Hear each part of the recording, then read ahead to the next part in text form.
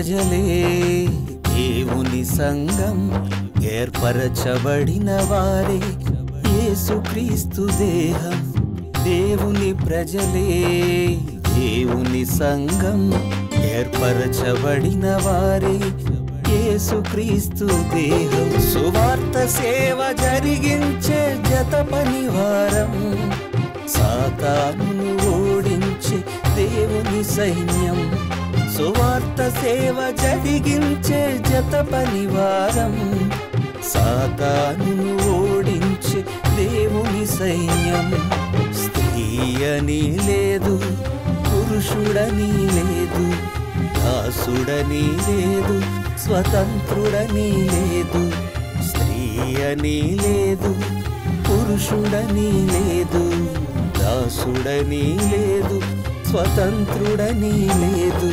క్రీస్తేసునందు మనమంతా ఒక్కటై మనవారి క్షేమముకై పోరాడుదాం.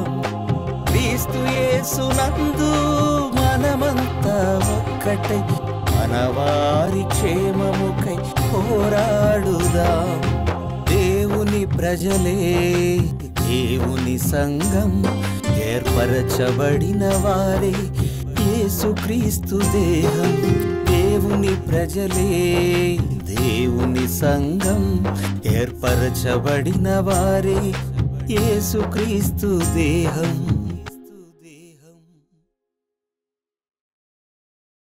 పరిశుద్ధ గ్రంథం నుండి దేవుని అత్యున్నతమైనటువంటి సంగతులను నేర్చుకోవటానికి సిద్ధపడి ఉన్నటువంటి నా ప్రియ సహోదరి సహోదరులారా, మీ అందరికీ మన ప్రభువును మన రక్షకుడునైన యేసుక్రీస్తు వారి పేరిట నా హృదయపూర్వకమైన వందనములు తెలియజేయుచున్నాను. ఆత్మల రక్షణార్థమై నేను ప్రకటించుచున్నటువంటి ఈ క్రీస్తు సువార్త వాక్యము మీరందరూ కూడా శ్రద్ధగా ఆలకించి నేర్చుకొని మీ హృదయములలో వాటిని పదులుపరుచుకొని వాటి ప్రకారం జీవిస్తూ అనేకులకు వాటిని ప్రకటిస్తూ దేవుని చిత్తములో కొనసాగాలని నేను కోరుకుంటున్నాను. మనవారు అనేటువంటి కార్యక్రమం ద్వారా క్రైస్తవ ప్రపంచంలో ఉన్నటువంటి ఎన్నో సందేహాలకు సమాధానాలను తెలియజేస్తూ నామకార్థ క్రైస్తవులుగా మిగిలిపోతున్నటువంటి వారందరినీ దేవుని వాక్యము చేత మరలా మేల్కొలిపి క్రీస్తు మార్గంలో వారిని నడిపించుటకు ఈ యొక్క ప్రయత్నాన్ని దేవుని కృప వలన నేను చేస్తున్నాను. గత భాగాలలో 1000 ఏండ్ల శిక్ష, 1000 ఏండ్ల పరిపాలన, దీనిని గురించి మనం అధ్యయనం చేస్తూ ఆ క్రమంలో ఉన్నాం.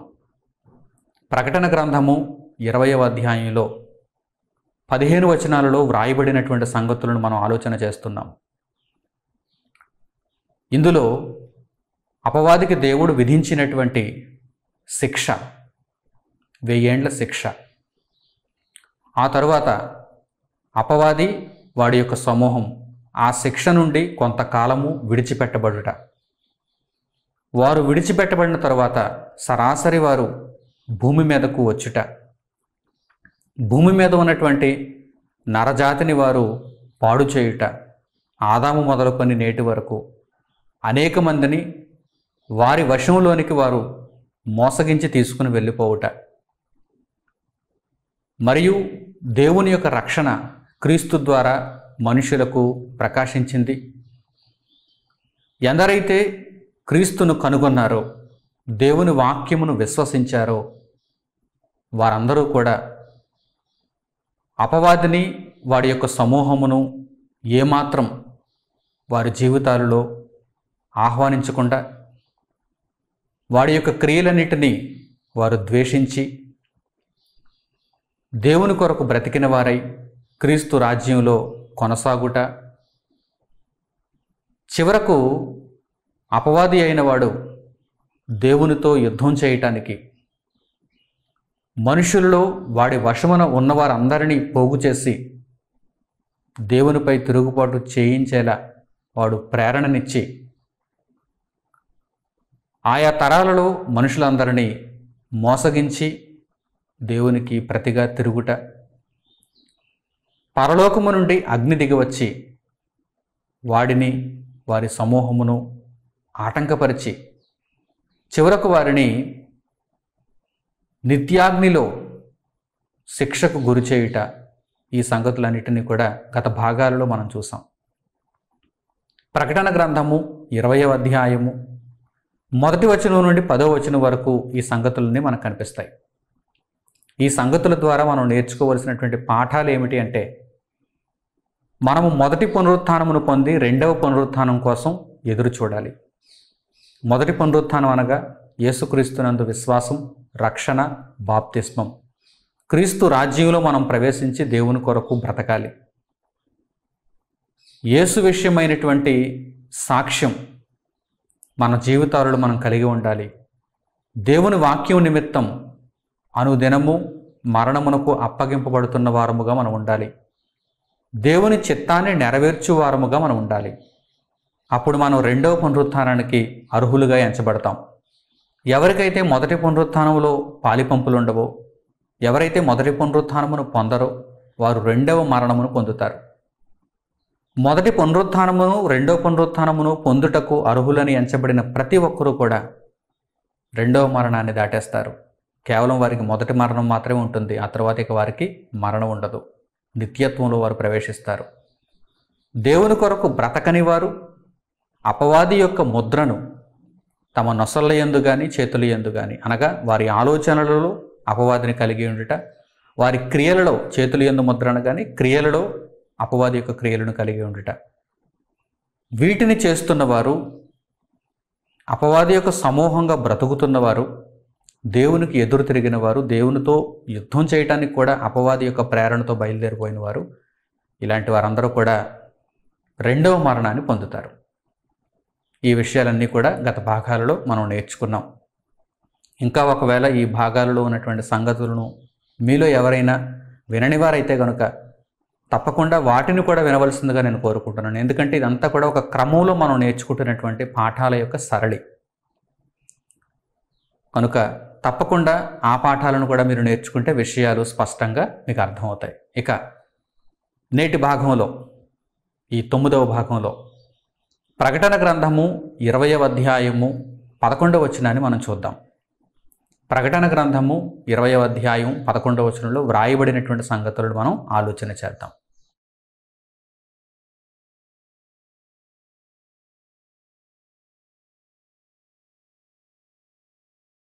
మరియు ధవలమైన మహాసింహాసనమును దాని యందు ఆసీనుడయ్యున్న యొకనిని చూచితిని. భూమి ఆకాశములు ఆయన సముఖము నుండి పారిపోయెను, వాటికి నిలువ చోటు కనబడకపోయెను. పద్మాసు ద్వీపంలో పరవాసిగా ఉన్న యోహాను గారు దర్శనమందు ఈ అద్భుతమైనటువంటి విషయాలను చూస్తున్నారు. దేవుడు యోహాను గారికి ఈ దర్శనాన్ని అనుగ్రహించారు. ఈ విషయాలను జాగ్రత్తగా మనం ఆలోచన చేయాలి. ఆయనకు కనిపించినటువంటి విషయాలేంటి? ధవలమైన ఒక మహాసింహాసనం, ధవలమైన ఒక మహాసింహాసనం, దాని మీద ఆసీనుడై ఉన్న యొకనిని చూచితిని అని యోహాను గారు ఇక్కడ తెలియజేస్తున్నారు. చక్కగా ఆలోచన చేయాలి. ధవలమైన అనగానే తెల్లని, తెల్లని, ధవలపు రంగు అంటే తెల్లని రంగు. ధవలమైన మహాసింహాసనం, ధవలమైన మహాసింహాసనం, the great white throne, the great white throne ఆంగ్లంలో ఈ విధంగా ప్రయోగించబడింది. ధవలమైన మహాసింహాసనం అంటే అర్థం ఏంటంటే పరిశుద్ధతతో కూడిన తెలుపు రంగు ఎప్పుడు మనం వినియోగిస్తాం? పరిశుద్ధతకు ఒక సూచనగా వినియోగిస్తాం. పరిశుద్ధమైన పరిశుద్ధమైన మహాసింహాసనము ఒక గొప్ప అధికారము, మహా అధికారము. అంతకు మునుపు కూడా ప్రకటన గ్రంథం 20వ అధ్యాయం 4వ వచనంలో మనము సింహాసనాలను చూచాం.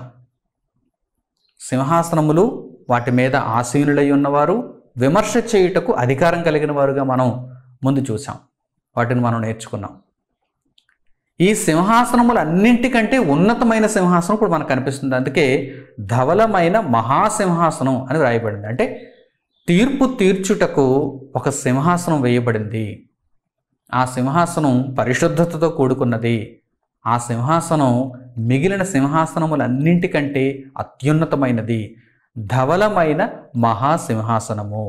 పరిశుద్ధమైనటువంటి ఒక గొప్ప అధికారము కలిగిన ఒకరిని చూచితిని. ఆయన ఎవరు? సమస్త లోకాలలో మహా అత్యున్నతమైనటువంటి అధికారమును పొందిన వారు ఎవరు? ఒక్కసారి పరిశుద్ధ గ్రంథంలో ఈ ప్రశ్నకు సమాధానాన్ని మనం వెతుకుదాం. మహా అధికారం కలిగిన వారెవరు? మహాసింహాసనం మీద కూర్చున్న వారెవరు?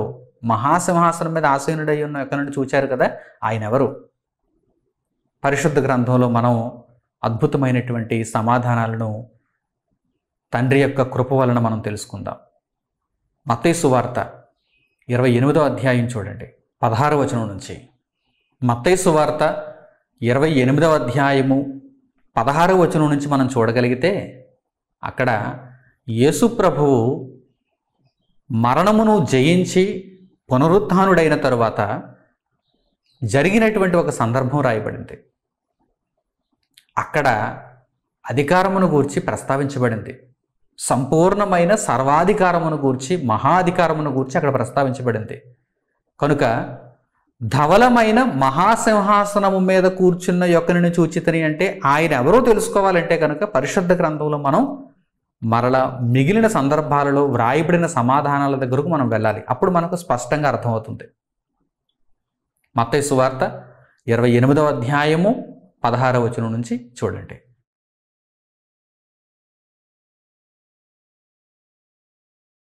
పదనొకొండు మంది శిష్యులు యేసు తమకు నిర్ణయించిన గలిలయలోని కొండకు వెళ్ళిరి. వారు ఆయనను చూచి ఆయనకు మ్రొక్కిరి గాని కొందరు సందేహించిరి.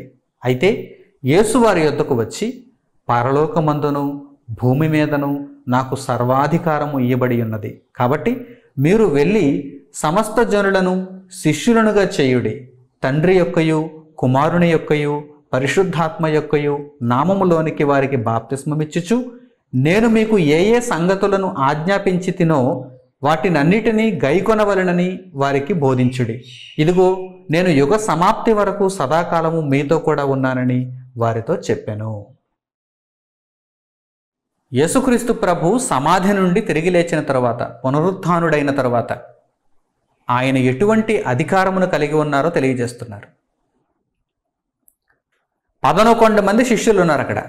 యేసు ప్రభువు తిరిగి లేచిన తర్వాత, పునరుత్థానుడైన తర్వాత ఆయన నిర్ణయించిన ప్రదేశమునకు గలిలయలోని ఒక కొండకు వారు వెళ్ళారు. ఉన్నతమైన స్థలానికి వారు వెళ్ళారు ఆయన దర్శనం నిమిత్తం. ఆయన దర్శనం అక్కడ వారికి కలిగింది. అప్పుడు 11 మంది శిష్యులు ఆయనకు సమీపముగా ఉన్నారు. కొందరు మ్రొక్కుతున్నారు, కొందరు సందేహిస్తున్నారు. ఈయనకు మేము మ్రొక్కాలా వద్దా? ఈయన దేవుడా కాదా? ఎందుకంటే అంతకు మునుపు శరీరధారిగా వారి మధ్య జీవించాడు కదా. ఈయనకు మేము మ్రొక్కాలా వద్దా? ఈయన దేవుడా కాదా? కొందరు మ్రొక్కిరి, కొందరు సందేహించిరి. అప్పుడు ప్రభువు వారి సందేహాన్ని పూర్తిగా చెరిపేస్తున్నారు. పరలోకమందున్న తండ్రి నాకు సర్వాధికారాన్ని ఇచ్చారు. పరలోకమందున్న దేవుడు యేసు ప్రభువు చేతుల్లో సర్వాధికారాన్ని ఉంచారు. ఇప్పుడు ఆయన మరణించి సమాధి చేయబడి తిరిగి లేచిన తరువాత పునరుత్థానుడైనటువంటి యేసుకు సర్వాధికారం ఇవ్వబడింది. సర్వాధికారం ఇవ్వబడింది. ఇప్పుడు పరలోకమందు, భూమి మీద, భూమి క్రింద ఉన్నటువంటి పాతాళ లోకంలో సమస్త ప్రదేశాలలో యేసు ప్రభువే సర్వాధికారి. There is no doubt. He is a god. Yesu దేవుడు. పరమందున్న తండ్రి, పరలోకపు తండ్రి యేసు ప్రభువును ప్రతి ఒక్కరికి దేవునిగా నిర్ణయించారు. ఎందుకంటే ఆయన అంత గొప్ప అర్హతను సంపాదించుకున్నారు. ఎలా సంపాదించుకున్నారు? సేవ చేసి, దేవుని మాటకు లోబడి, హింసను అనుభవించి, వాక్యమును నెరవేర్చి, రక్తము కార్చి, సిలువ వేయబడి. కేవలం ఆయన సిలువ మరణం ఒక్కటే ఆయనను నొప్పించింది అనుకోకండి. ఆయన జీవితం అంతా ఆయన నొప్పింపబడుతూనే వచ్చాడు. మహావేదనతో, కన్నీళ్లతో, రోదనతో తన్ను మరణము నుండి రక్షింపగలవానికి ప్రార్థనలు యాచనలు చేసి భయభక్తులు కలిగిన వాడైనందున ఆయన అంగీకరింపబడెను. కేవలం శిలువ మరణం ఒకటే కాదు, అది ముగింపు. కానీ ఆయన ప్రస్థానం అంతా మనం చూడగలిగితే, ఆయన బ్రతుకు కాలమంతా మనం చూడగలిగితే ఎన్నో వేదనలు, ఎన్నో కష్టాలు, ఎంతో నలిగిపోయాడు ఆయన.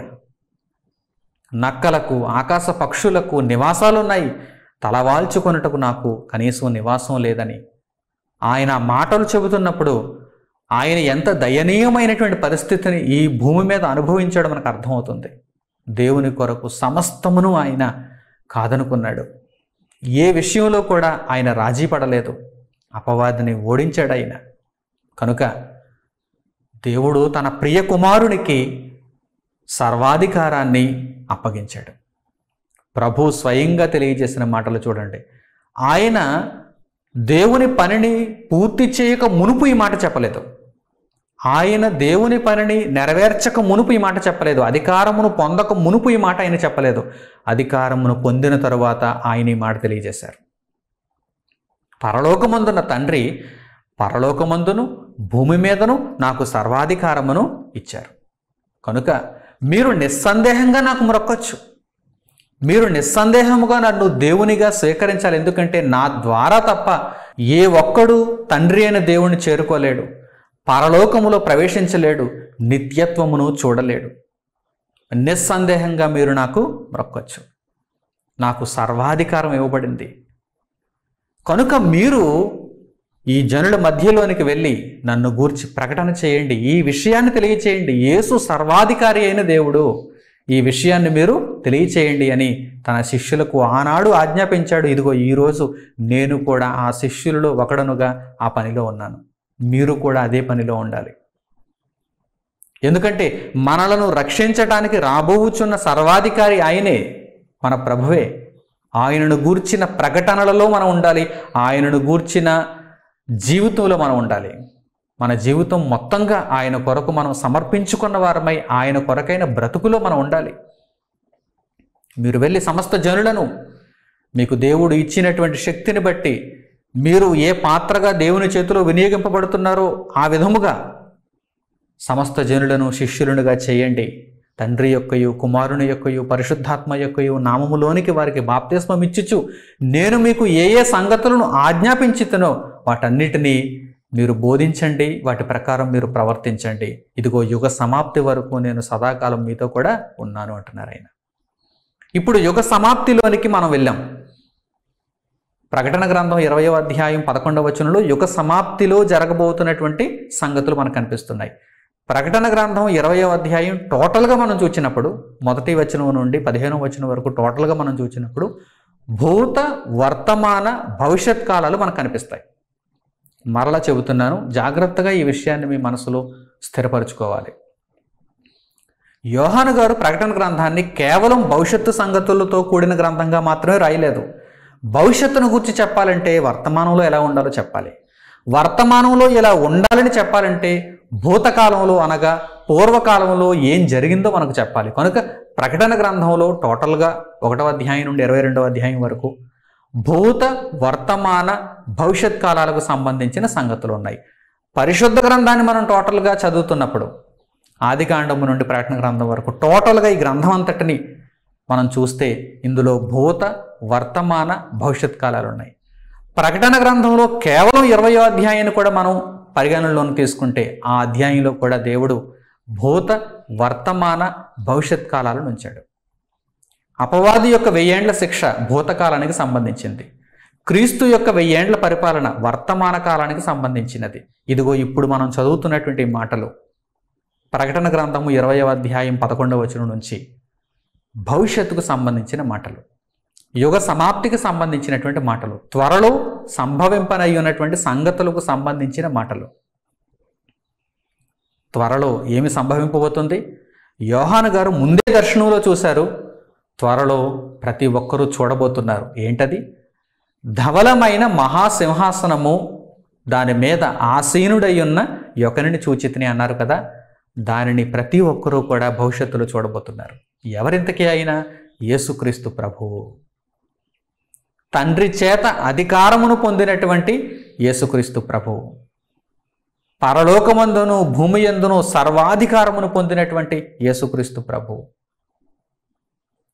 ప్రతివాని నాలుక, ప్రతివాని మోకాలు, ప్రతివాను నాలుక యేసు దేవుని కుమారుడని ఒప్పుకోవాలి, యేసు ప్రభు అని స్తుతించాలి. ప్రతివాని మోకాలు యేసు నామమున వంగిపోవాలి. ఎందుకంటే ఆయన సర్వాధికారము కలిగిన వాడు. ఆయన సర్వాధికారము కలిగిన వాడు.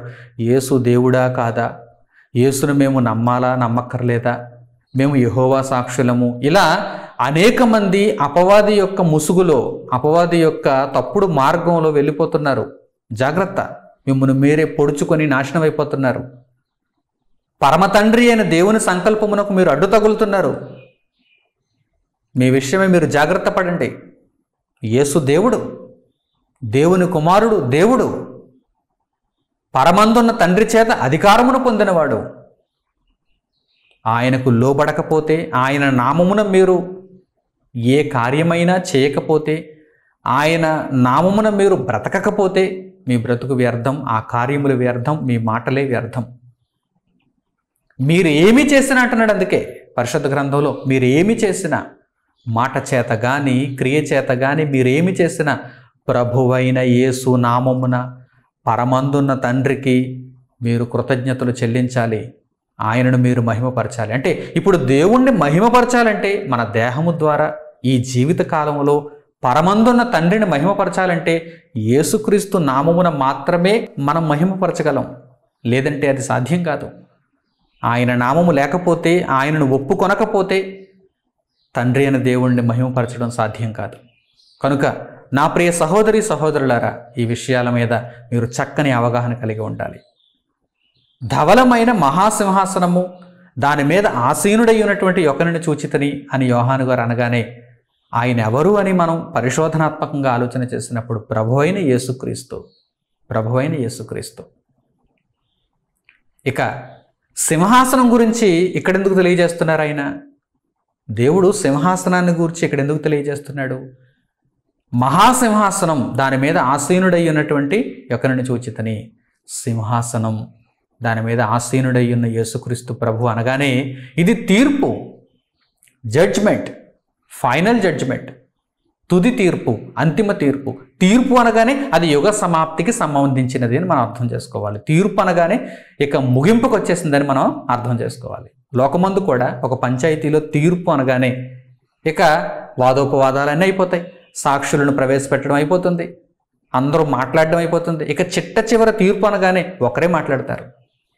న్యాయమూర్తి ఎవరో వారే మాట్లాడతారు. ఒక పంచాయతీలో కావచ్చు, ఒక కోర్టులో కావచ్చు, ఎక్కడైనా వాదం జరిగినప్పుడు కావచ్చు. తీర్పు అనగానే అది ఫైనల్ అని అర్థం, అది తుది అంశం, చివరి ఘట్టం అని మనం అర్థం చేసుకోవాలి. ఈ భూమి, దీని మీద నివసించుచున్నటువంటి జనులు, వీరందరికీ తుది అంశం ఏంటి? తీర్పు. ఆదాము మొదలుకొని చిట్ట చివరి మనిషి వరకు ప్రతి ఒక్కరికి కూడా చిట్ట చివరన వారు చూడగలిగిందేంటి? ఈ భూమి ఆకాశములలో ఉన్న జీవితాన్ని బట్టి చిట్ట చివరన వారు చూడగలిగిందేంటి? తీర్పు. తీర్పు అదే చివరి ఘట్టం. ఈ తీర్పును కొందరు దాటేస్తారు. వారే యేసు విషయమై సాక్ష్యం ఇచ్చిన వారు, దేవుని వాక్యం నిమిత్తం శిరఛేదనానికైనా సిద్ధపడిన వారు, బలిపీఠము క్రింది ఆత్మలు, దేవుని కొరకు బ్రతికిన వారు, అపవాది యొక్క ముద్ర వేయించుకొనని వారు, వారు తీర్పును దాటేస్తారు. తీర్పును దాటేస్తారంటే వారికి ఇక తీర్పు తీర్చబడదు. వారు ప్రభువైన యేసు నామమున రక్షింపబడ్డారు. వారు ప్రభువైన యేసు కొరకు తమ జీవితాన్ని అంకితం చేశారు. వారు దేవుని బిడ్డలు. వారు తీర్పును దాటేస్తారు. మరి ఎవరికి ఉంటుంది తీర్పు? ఎవరైతే అపవాది యొక్క ఆలోచనలలో లొంగిపోయి వాడికి బానిసలుగా బ్రతికి దేవుణ్ణి పట్టించుకోలేదో, దేవుని వాక్యానికి ఎదురు తిరిగారో వారికి తీర్పు ఉంటుంది. ఈ తీర్పు అంశమును ఇక్కడ దేవుడు ప్రారంభిస్తున్నాడు. అందుకే ధవలమైన ఒక మహాసింహాసనం, దాని మీద ఆసీనుడై ఉన్న వారిని చూచితనంటే తీర్పు తీర్చడానికి ఆయన సిద్ధపడ్డారు. ఇదే చిట్ట చివరన అనగా ప్రభువైన యేసు రెండవ రాకడలో జరిగేటువంటి అంశం. యుగ సమాప్తి, ఫుల్ స్టాప్, యుగ సమాప్తి. ప్రియులారా, ఈ భూమి ఆకాశము ఆయన సముఖము నుండి పారిపోయినట్టుగా మనకు అక్కడ ఆ వాక్య భాగంలో కనిపిస్తుంది. అంటే ఇక భూమి మీద మానవ ప్రస్థానం అనేది కనిపించదు. భూమి ఆకాశం ఆయన సన్నిధి నుండి పారిపోయాయి. వాటికి నిలువ చోటు దొరకలేదు. అంటే అవి మాయమైపోయాయి, నాశనం చేయబడ్డాయి. దీనిని మనం చక్కగా అర్థం చేసుకోవాలి.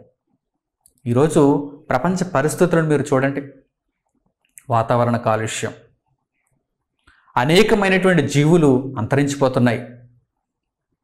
శాస్త్రవేత్తల అంచనాల ప్రకారం రాబోయే 20 ఏళ్ళు, 30 ఏళ్ళు, ఒక 40 ఏళ్ళు, 50 ఏళ్లకు అసలు ఈ భూమి మీద మనిషి జీవించగలడా అని వారు ప్రశ్నిస్తున్నారు. ఎందుకంటే రోజు రోజుకు ఈ భూమి మీద పరిస్థితులు మారిపోతున్నాయి. గ్లోబల్ వార్మింగ్ ప్రపంచవ్యాప్తంగా, ఇదేదో ఒక ప్రాంతానికి మాత్రమే సంబంధించింది కాదు, ప్రపంచవ్యాప్తంగా అనేకమైన పరిస్థితులు మనిషి యొక్క ఉనికిని సవాల్ చేస్తున్నాయి. నీవు భవిష్యత్తులో జీవించగలవా? భవిష్యత్తులో ఈ భూమి మీద నువ్వు జీవించగలవా అని మన చుట్టూ ఉన్న నేటి పరిస్థితులు మనలను ప్రశ్నిస్తున్నాయి. ఒకవైపు వాతావరణ కాలుష్యం, గాలి కాలుష్యం, నీటి కాలుష్యం, పదార్థ కాలుష్యం. మరోవైపు అడవులన్నీ తరిగిపోతున్నాయి, జనాభా పెరిగిపోతుంది, అడవులన్నీ తరిగిపోతున్నాయి. ప్రకృతి క్రమం తప్పింది. వాటి కాలాలలో వర్షాలు సరిగ్గా రావటం లేదు. ఒకవేళ వచ్చినా అవి పెద్ద ఉప్పెనగా, వరదలుగా వస్తున్నాయి, తీవ్ర రూపం దాలుస్తున్నాయి. ప్రతి సంవత్సరం మనం ఈ వార్తలు వింటూనే ఉన్నాం. ఆయా పేర్లు పెట్టుకుని, ఇదిగో ఆ తుఫాన్ వచ్చింది, ఈ తుఫాన్ వచ్చింది, గంటకు ఇంత వేగంతో గాలులు వేస్తాయి, ఇంత తీవ్ర నష్టం జరుగుతుంది, మత్స్యకారులు వేటకు వెళ్ళొద్దు, తీర ప్రాంతాలలో ఉన్నవారు అప్రమత్తంగా ఉండాలి, ఇదిగో ఇన్నో నెంబర్ జెండా మేము ఎగరవేస్తున్నాం. ఈ వార్తలన్నీ, ఈ మాటలన్నీ ప్రతి సంవత్సరం, ప్రతి కాలంలో మనం వింటూనే ఉన్నాం. అక్కడక్కడ భూకంపాలు, యుద్ధ వాతావరణాలు, తెగుళ్ళు, భయంకరమైనటువంటి రోగాలు. ఈ భూ ప్రపంచం అంతా కూడా ఈరోజు ఎలా మారిపోయిందంటే మానవ ఆవాసాన్ని ప్రశ్నిస్తోంది. అసలు నువ్వు భవిష్యత్తులో ఇలా జీవించగలవా? ఇలా బ్రతకగలవా?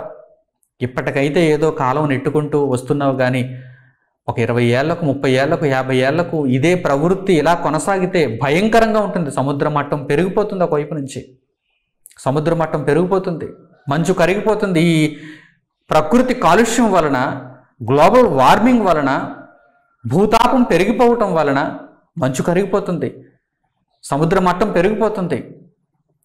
సునామీ లాంటి భయంకరమైనటువంటి పెను ఉత్పాతాలు సంభవిస్తున్నాయి. మరోవైపు ఏమో ఉగ్రవాదం, తీవ్రవాదం, ఒకరిని ఒకరు కాల్చుకోవడం, చంపుకోవడం, యుద్ధ మేఘాలు అలుముకుంటున్నాయి. ప్రియులారా, ఇంతటి భయానక పరిస్థితుల మధ్య ఈ భూమి మీద మనిషి ఇక ఎంతో కాలం ఉండటానికి అవకాశం లేదు. దీనిని ఆలోచించినప్పుడు దైవ గ్రంథం మనకు చాలా స్పష్టంగా అర్థమవుతుంది. దేవుడు తీర్పును చాలా త్వరలోనే అమలు చేయబోతున్నాడు. ప్రభువు రాకడ చాలా త్వరలోనే జరగబోతుంది. ఈ పరిస్థితులను చూస్తున్నప్పుడు దైవ గ్రంథంలోనికి రాగలిగితే, మనోనేత్రాన్ని మనం తెరవగలిగితే, దేవుని కృపను బట్టి, ఆయన ఆత్మ సహాయమును బట్టి మనం దేవుని సంగతులను చక్కగా నేర్చుకోగలిగితే మనకు విషయాలు అర్థమవుతాయి. కానీ లోక సంబంధమైనటువంటి శాస్త్రవేత్తలు, విజ్ఞులైన వారు ఎలా ఆలోచన చేస్తున్నారు? చుట్టూ ఉన్న ప్రకృతి పరిస్థితులను చూచి ఏదైనా ఒక గ్రహం మీదకి పారిపోదాం అనుకుంటున్నారు.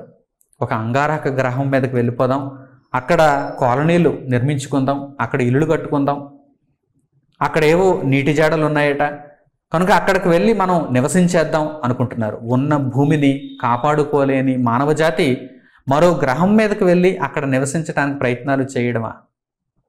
మరో గ్రహం మీద మీరు బ్రతకగలరా? మీరు జీవించగలరా?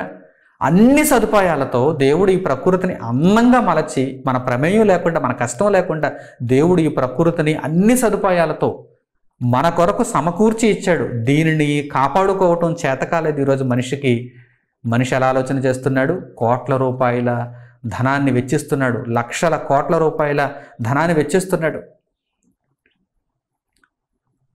అంతరిక్ష ప్రయాణాలని చెప్పి ఎంతో ధనాన్ని ఈరోజు బూడిదలో పోసిన పన్నీరు చేస్తున్నాడు. మానవ కష్టాన్ని నిర్వీర్యం చేసుకుంటున్నాడు. అక్కడికి వెళ్ళి సాధించేదే ఉండదు. అంగారక గ్రహం మీద కానీ లేక మరే ఇతర గ్రహం మీద కానీ నీవు వెళ్ళి అక్కడ నివసించటానికి అస్సలు సాధ్యపడదు. ఏదో బయోస్పియర్ నేను సృష్టిస్తాననుకోవటం నీ పిచ్చి భ్రమ. ఉన్న భూమిని నీ చేతనైతే కాపాడు. ఈ భూమిని, ఈ వాతావరణాన్ని, ఈ ప్రకృతిని, మన చుట్టూ ఉన్న జీవరాశిని చేతనైతే కాపాడండి, మానవ జాతిగా కాపాడండి. దీనికోసం ధనాన్ని ఖర్చు చేయండి పోని. దీనికోసం ఏమో తక్కువ ధనాన్ని ఖర్చు చేస్తారు. మన చుట్టూ ఉన్న ప్రకృతిని బాగు చేసుకోవడానికి, మెరుగుపరుచుకోవడానికి, అందంగా ఉంచుకోవడానికి అయితే తక్కువగా ఖర్చు చేస్తారు. ఇందులో ఎంతో స్వార్థ ప్రయోజనాలు చూసుకుంటారు. అదే అంతరిక్ష ప్రయాణాల కోసం అయితే లక్షల కోట్ల డాలర్లు, రూపాయలు ఖర్చు చేస్తూ ఉంటారు. ప్రియులారా, ఈ పరిస్థితులను చూచినప్పుడు దైవ గ్రంథం మనకు ఎంత చక్కగా జ్ఞానమును నేర్పిస్తుందో చూడండి. భూమి అంతరించిపోవడానికి సిద్ధంగా ఉంది. బైబిల్లో ఏమని రాయబడింది? భూమి అంతరించిపోతుంది. భూమి ఆకాశములు ఆయన సన్నిధిని నిలువవు. యుగ సమాప్తిలో తీర్పు దినమున ఇదిగో ఈ విషయాలు తప్పకుండా నెరవేరుతాయి. ఈ భూమి మీద బ్రతుకుతున్న ప్రతి మనిషికి తెలియవలసినటువంటి టాప్ సీక్రెట్ ఇది, విలువైన మర్మం ఇది. మీ చుట్టూ ఉన్నటువంటి ప్రతిదీ కూడా నాశనమగుటకు సిద్ధంగా ఉంది. భూమి నివర్తనమగుటకు సిద్ధంగా ఉంది. అదృశ్యమగుటకు సిద్ధంగా ఉన్నటువంటి ప్రకృతిని చూచి మీరు ఇందులోనే కలకాలం ఉండిపోవాలని, బ్రతుకంటే ఇదే అనుకుని భ్రమపడకండి. దేవుని కొరకు ఉన్నది అసలైన బ్రతుకు. దేవుని చిత్తాన్ని మనము నెరవేర్చాలి. ఆ తీర్పును దాటాలంటే ఇదిగో ప్రకటన గ్రంథం 20వ అధ్యాయంలో వ్రాయబడినటువంటి సంగతులను ఆలోచన చేసి వాటిలో ఉన్న పరమార్థాలను గ్రహించి మన బ్రతుకును దేవునికి అనుకూలముగా మనము మలచుకోవాలి. యేసు విషయమై సాక్ష్యం ఇచ్చి దేవుని వాక్యము నిమిత్తం శిరచ్ఛేదనం చేయబడిన ఆత్మలుగా మనం ఉండాలి. మొదటి పునరుత్థానం పొందిన వారమై రెండవ పునరుత్థానం కోసం ఎదురు చూచేవారముగా మనం ఉండాలి. రెండవ మరణమునకు మన మీద అధికారం లేకుండా చేసుకునేటందుకు మన బ్రతుకులను యేసు నిమిత్తం మనం ఆయుత్తపరుచుకున్న వారముగా ఉండాలి. జీవిత కాలంలో ఇక మీదట ప్రతిరోజు క్రీస్తు కొరకే జీవిస్తూ దేవుని వాక్యమును మనలో ప్రతిఫలింప చేసుకునే వారముగా మనం ఉండాలి తప్ప లోకములో నివర్తన మగుటకు సిద్ధమవుతున్నటువంటి ఈ భూలోకంలో ఏదో సంపాదించుకోవటానికి, అందులో ఏదో సుఖించటానికి ఇదే జీవితం అనుకొని గుడ్డి దశలో మనం ఉండిపోకూడదు. అలా ఒకవేళ ఉంటే గనుక అపవాది చెరలో ఉన్నట్టే, అపవాదితో పాటు మనము కూడా శిక్షను అనుభవించవలసి వస్తుంది. జాగ్రత్త. ప్రకటన గ్రంథము 20వ అధ్యాయం 11వ వచనంలో యోహాను గారు దర్శనమందు ఏం చూస్తున్నారు చూడండి. ధవలమైన అనగా పరిశుద్ధమైన ఒక మహాసింహాసనము, సింహాసనములన్నిటిని మించిన ఒక సింహాసనం, ఒక అధికారం, పరిశుద్ధమైన అధికారం. దాని మీద ఆసీనుడై ఉన్నవారు అనగా ప్రభు అయిన యేసుక్రీస్తు, దేవుని కుమారుడు, సర్వాధికారి ఆసీనుడై ఉన్నారు. ఆయన సముఖము నుండి, ఆ తీర్పులో ఆ సముఖము నుండి భూమి ఆకాశం మొట్టమొదట వెళ్ళిపోయాయి. నిలుచుటకు చోటు లేదు, వెళ్ళిపోయాయి. ఇక మనుషులు ఎక్కడుంటారు? మనుషులకు ఆ తీర్పు దినమున ఎక్కడ ఉండుటకు నిర్ణయింపబడితే అక్కడ ఉంటారు. మనుషులలో ఎందరూ పరలోకానికి వెళ్ళుటకు నిర్ణయింపబడతారు, ఎందరూ పాతాళలోకమందు నరకమున పడద్రేయబడతారు. ఆ తీర్పు దినములో నిర్ణయింపబడుతుంది. ఆ తీర్పులో మహాదేవుడు అనగా యేసుక్రీస్తు ప్రభువు నిర్ణయిస్తారు. సర్వాధికారి అయిన దేవుడు అక్కడ నిర్ణయిస్తాడు. అయితే భూమి ఆకాశములు మాత్రం ఆయన సన్నిధిలో నుండి వెళ్ళిపోతాయి. నిలువ చోటు కనిపించదు, అవి మాయమైపోతాయి. ఈ విషయాన్ని పేతురు గారు కూడా ప్రస్తావించారు. పేతురు గారు రాసినటువంటి 2వ పత్రిక 3వ అధ్యాయము 10వ వచనం నుంచి జాగ్రత్తగా చూడండి. పేతురు గారు రాసిన 2వ పత్రిక 3వ అధ్యాయము 10వ వచనం నుంచి.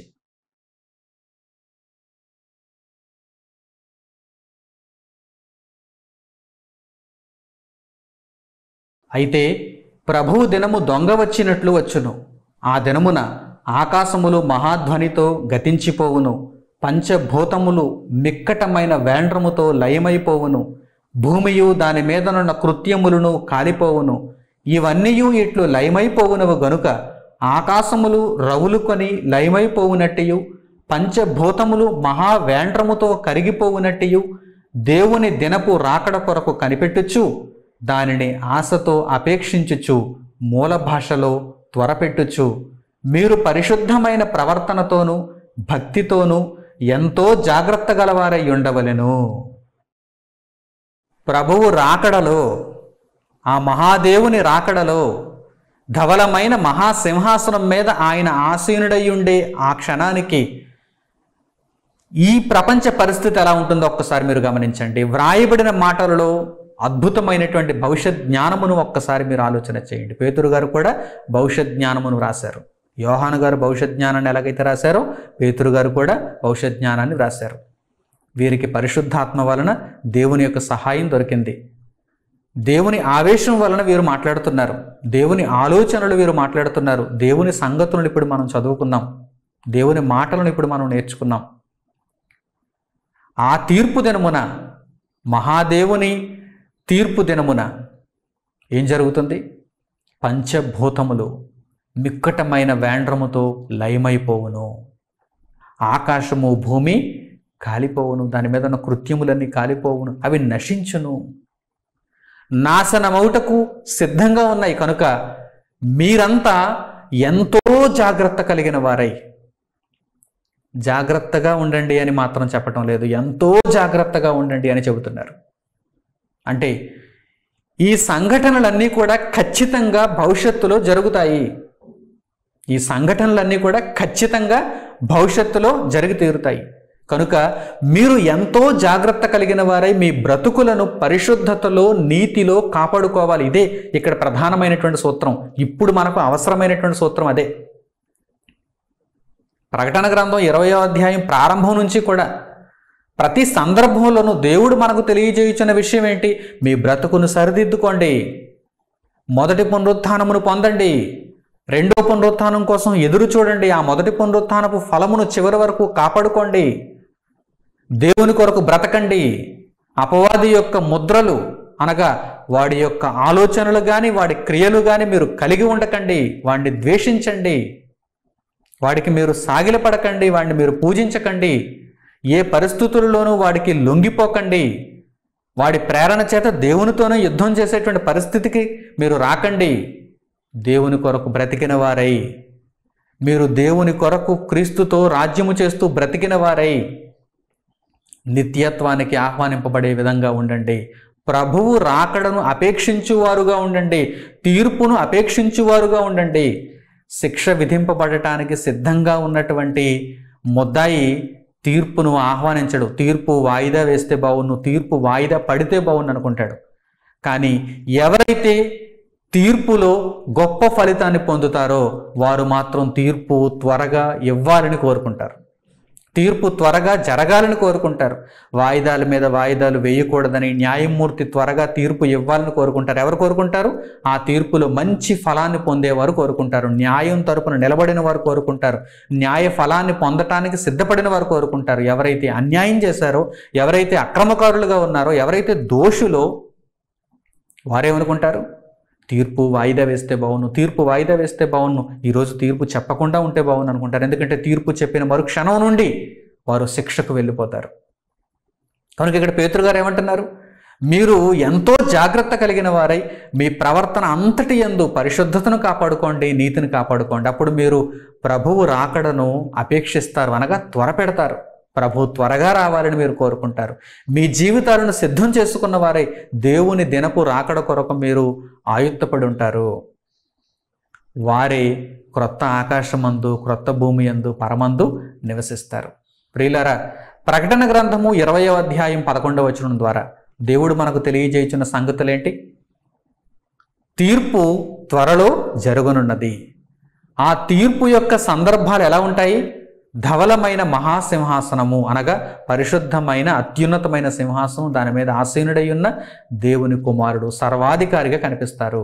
ఆయన సముఖము నుండి భూమి ఆకాశము పారిపోతాయి, వాటికి నిలువ చోటు దొరకదు. ఇక ఆ తరువాత తీర్పు ఎలా ప్రారంభం కాబోతుందో, ఆ తీర్పులో ఎటువంటి విషయాలు చోటు చేసుకోబోతున్నాయో దీనిని అంతటినీ కూడా దేవుడు పరిపూర్ణంగా మనకు అనుగ్రహించాడు. భవిష్యత్తును మనకు దేవుడు తెలియజేశాడు. ఈ సంగతులను వచ్చే భాగాలలో పరిపూర్ణంగా, క్షుణ్ణంగా, వివరణాత్మకంగా అనేకమైనటువంటి పరిశుద్ధమైన వాక్యముల సహాయము చేత, దేవుని మహాకృప చేత మనం నేర్చుకుందాం. అంతవరకు ఇప్పటి వరకు చెప్పబడినటువంటి ప్రతి సంగతిని జాగ్రత్తగా విశ్లేషిస్తూ, ఆలోచన చేస్తూ, అర్థం చేసుకుంటూ, మీ హృదయాలలో ఈ మాటలను, ఈ వాక్యమును, ఈ సారాంశమును పదిలపరుచుకొని మీరు వాటిని భద్రపరుచుకొని వాటి ప్రకారం జీవించటానికి సిద్ధమైపోయి దేవునిలో మీ యొక్క బ్రతుకులను ముందుకు కొనసాగించుకోవాలని హృదయపూర్వకంగా నేను మిమ్మల్ని అందరినీ కోరుకుంటూ దేవుని వాక్యాన్ని ఇంతటితో నేను ముగిస్తున్నాను. తండ్రి అయిన దేవునికి ప్రార్థనలు ఏకీభవించండి. మహోన్నతుడును, మహాపరిశుద్ధుడును, మహాఘనుడును, అత్యంత కృప కలిగిన వాడు నైనా మా దేవ, నాయన మీరు అనుగ్రహించిన ఈ జీవవాక్యము నిమిత్తము, మీరు మమ్మను పోషించుచున్నటువంటి విధానము నిమిత్తము మా హృదయపూర్వకమైన కృతజ్ఞతాస్తుతులు మీకు చెల్లిస్తున్నాము. ఆత్మ విషయమై దీనులుగా బ్రతుకుతున్నాం నాయన. మీ పరిశుద్ధ వాక్యము చేత మా ఆకలిని తీర్చుచున్నారు. మేము ఎలా బ్రతకాలో మాకు నిర్దేశించుచున్నారు. భవిష్యత్తులో ఎటువంటి సంగతులు జరగబోతున్నాయో తండ్రి, ఆ రహస్యాలన్నిటినీ మీ వాక్యము ద్వారా మాకు అనుగ్రహించుచున్నారు. మీ మాటలకు ఒప్పుకొని, మీ అధికారములకు ఒప్పుకొని, మీరు చెప్పిన సంగతుల ప్రకారం మా బ్రతుకులను చక్కదిద్దుకుంటూ ఎప్పటికైనా నిత్యత్వమందు మేము ప్రవేశించటానికి ఈ భూమి, ఈ ఆకాశము లయమైపోవునువు గనుక వీటి మీద ఆశ ఉంచుకోకుండా పరిశుద్ధమైనటువంటి పట్టణము, పరలోకపు పట్టణము, మేము పౌరస్థితి కలిగి ఉండినటువంటి పట్టణము, ఆ పట్టణములో మాత్రమే నివసించు నిమిత్తము మా బ్రతుకులను చివరి క్షణం వరకు కాపాడుకునేటువంటి భాగ్యం మాకు కల్పించండి నాయన.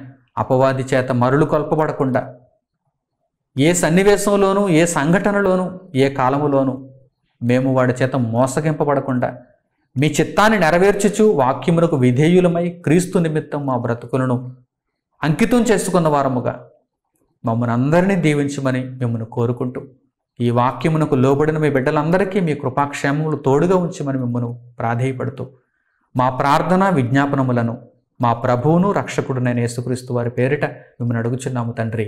ఆమేన్.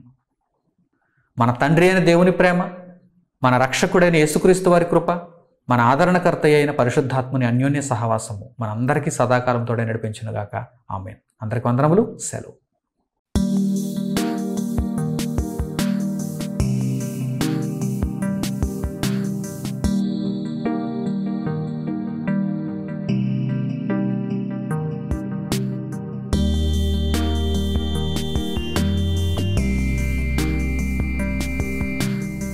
సహోదరులు మణికుమార్ గారు ప్రసంగించిన ఎన్నో ఆత్మ సంబంధమైన సంగతులను ఉచితముగా వీక్షించుటకు మా యూట్యూబ్ ఛానల్స్ ను తప్పక దర్శించండి. మా సమాచారమును ఎప్పటికప్పుడు తెలుసుకుని ఆత్మీయాభివృద్ధి నొందవలనంటే మా యూట్యూబ్ ఛానల్స్ ను సబ్స్క్రైబ్ చేసుకోండి. సత్వర నోటిఫికేషన్ల కొరకు సబ్స్క్రైబ్ బటన్ ప్రక్కనే ఉన్న బెల్ సింబల్ ను క్లిక్ చేయండి. మరిన్ని వివరములకు మీరు సంప్రదించవలసిన మా ఫోన్ నెంబర్స్ 8978414178 మరియు 83392766. ధన్యవాదములు. ఈ కార్యక్రమమును అనేక మందికి పరిచయం చేయగలరని ఆశిస్తున్నాము. ప్రభువైన యేసుక్రీస్తు పేరిట మీకు శుభములు.